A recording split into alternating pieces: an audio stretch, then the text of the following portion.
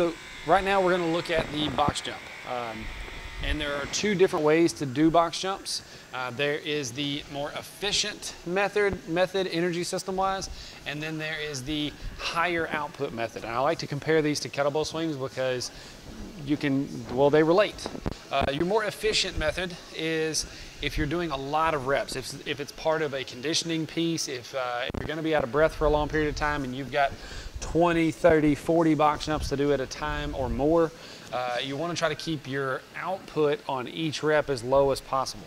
So with this method, the metabolically efficient method, you're going to use your hips as little as possible. You're going to try to get your feet up there as quickly as possible, and you're going to land down in a squat for the most part. So if I'm going through reps with the more efficient method,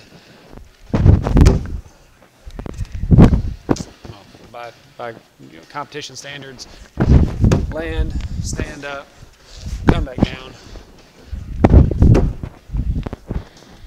So my hips aren't doing a lot of work, and I'm sorry if my mic is moving around a lot and you're having to hear that.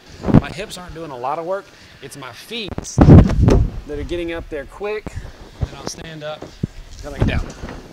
Now that is if you're in a conditioning piece with box jumps. If you're using box jumps in a strength portion, if you're using them to develop power output, if you're trying to use them to help you produce more power, to be able to clean heavier weight or anything like that, then instead of just moving your feet really fast, you're going to extend your hips as hard as you can, trying to jump as high as possible.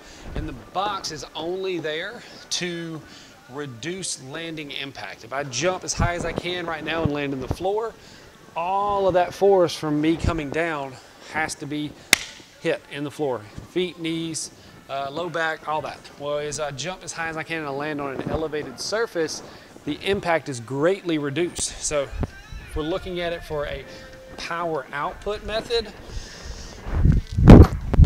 you're jumping as high as you can, landing on the box.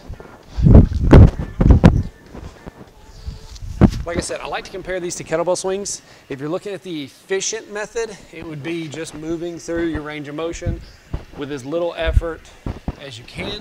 If you're looking at the power output, the maximum output method, it would be equivalent of extending for that swing like you're trying to throw the weight for distance. So you're snapping through as hard as you can like you're trying to launch the weight.